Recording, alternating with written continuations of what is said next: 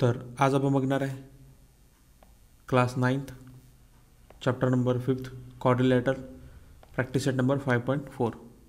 तर याआधी आपण 5.3 मध्ये बघितलेला आहे. ठीक आहे, तर आज आपण सॉल्व करणार आहे practice set number 5.4. First question बघूया काय म्हटलं आहे. In a quadrilateral IJKL and side IJ parallel to side KL and angle I is equal to 108 degree and angle K is equal to 53 degree and find the measure of the angle J and L. तर काय दिलं आपल्याला, एक पॅरललोग्राम दिलेला आहे IJKL चा. ठीक आहे, त्याचा साइड जो आहे, साइड I आणि J हे पॅरलल आहे अँड J पॅरलल टू म्हटलेलं आहे आपल्याला K आणि L ला पॅरलल आहे म्हणते. ठीक आहे, त्यात त्यांनी I ची व्हॅल्यू दिली आहे आपल्याला 108 डिग्री. ठीक आहे, आणि अँगल के ची दिलेली आहे 53 डिग्री दिलेली आहे. ओके, आणि फाइंड आउट काय करायचं आपल्याला, तर अँगल जे आणि अँगल ए ची आपल्याला काय करायची, तो व्हॅल्यू फाइंड आउट करायची. ठीक आहे, बघूया आता. Parallelogram IJKL and side IJ parallel side to KL. ठीक आहे, आपण गिवनच लिहिलेलं आहे इथे. ओके, नंतर काय, angle I is equal to किती येतं 108 डिग्री दिलेलं आहे, बरोबर आहे. नंतर angle K is equal to 53 degree, हे आपल्याला गिवन डाटा आहे आपला, म्हणून आपण तिथे गिवन लिहिलेलं आहे. आता फाइंड आउट काय करायचं आपल्याला, तर काय अँगल J हा आपल्याला फाइंड आउट करायचा आहे, नंतर अँगल L हा आपल्याला फाइंड आउट करायचा आहे. तर बघूया, in a parallelogram IJKL in IJ is parallel to KL. Okay, IJ म्हटलेलं आपण त्याला KL ला पॅरलल आहे. ठीक आहे, and IL is a transversal. बघा, I and the L, I and L काय म्हटलं आपण त्याला, ट्रान्सव्हर्सल लाईन म्हटलेली आहे, जी इंटरसेक्ट होते, म्हणजे जी पास होते एकमेकातून. ठीक आहे, कशाला, तर I आणि J1. ठीक आहे, नंतर काही इंटरसेक्टिंग लाईन झाली. मग L इज इक्वल टू किती होते, तर 180 डिग्री. किती होते, angle I plus angle L, म्हणजे अँगल I आणि अँगल L किती होते, तर हा झाला आपला 180 डिग्रीचा.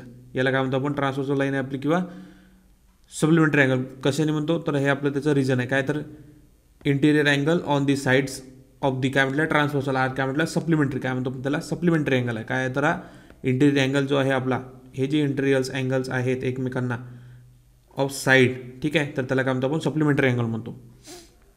टोटल किती राहतं, ते दोन मिळून तर 180 डिग्रीचा अँगल राहतो. ठीक आहे, म्हणून I ची व्हॅल्यू आपण काय दिली 108 आणि L ची व्हॅल्यू आपल्याला माहिती आहे, म्हणून आपण दिलं फक्त अँगल L जसं तसं इज इक्वल टू 180. मग काय येईल, angle L is equal to 180 minus 108, तर किती येते आन्सर आपलं, तर 72 डिग्री. म्हणजे L ची व्हॅल्यू आलेली आहे, म्हणजे L ची व्हॅल्यू किती आपली, तर 72 डिग्री आलेली आहे. ठीक आहे, parallel to KL and JK is a transversal. काय झालेलं आहे इथं, तर पहिले जसं होतं, आता इथं IJ केलेलं आहे आपण, काय केलेलं आहे I आणि J. ठीक आहे, आणि काय झालं आहे J आणि K काय झालं, त्याची ट्रान्सव्हर्सल लाईन झाली.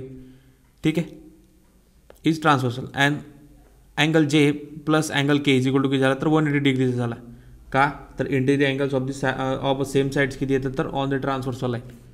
तर हे राहते आपले सप्लिमेंटरी अँगल राहते, म्हणून आपण काय लिहिलं सप्लिमेंटरी अँगल. तर काय येईल, अँगल J प्लस 53 डिग्री आणि 180 डिग्री, म्हणजे हा काय सप्लिमेंटरी अँगल आपला. मग काय येईल, angle J is equal to 180 minus 53, total किती येणार, तर 127 डिग्री येणार आहे मायनस केलं तर. ठीक आहे, तर काय ते म्हणजे आपला अँगल J किती आला, तर 127 डिग्री आलेला आहे.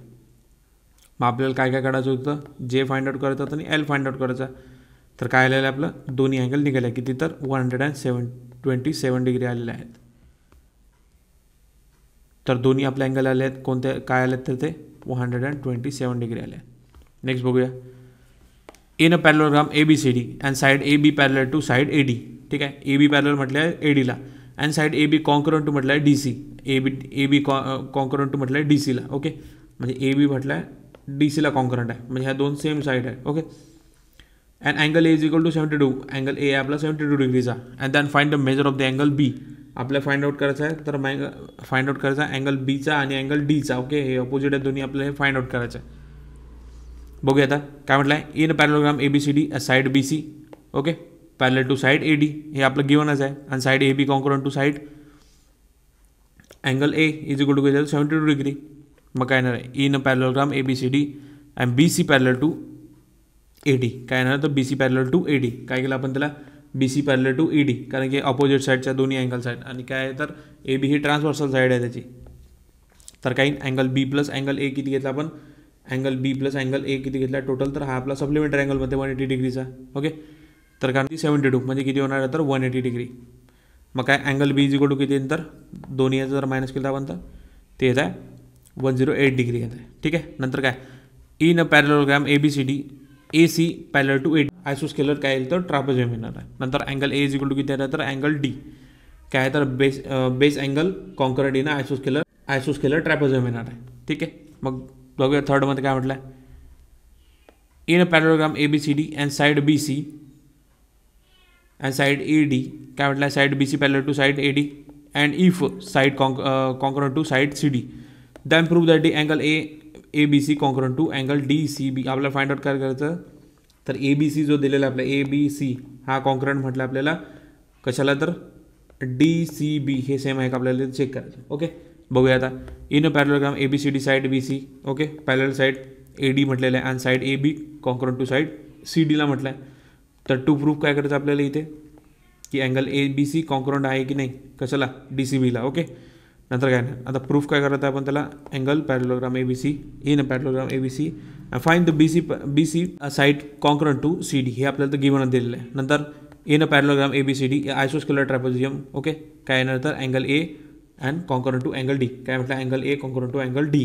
ओके मग काय the base angle are congruent equals काय तर आयसो ट्रॅपेझियम आहे. ओके मग काय in a parallelogram ABCD BC parallel to AD okay काय नाही तर BC पॅरलल टू कशाला म्हटलं पण तर ADला म्हटलेलं आहे. And AB is a transversal काय तर AB ही काय झाली त्याची ट्रान्सव्हर्सल लाईन झाली आहे. Angle B plus angle A किती येतं तर आपला angle B plus angle A total किती येतं सप्लिमेंटरी अँगल आपला 180चा.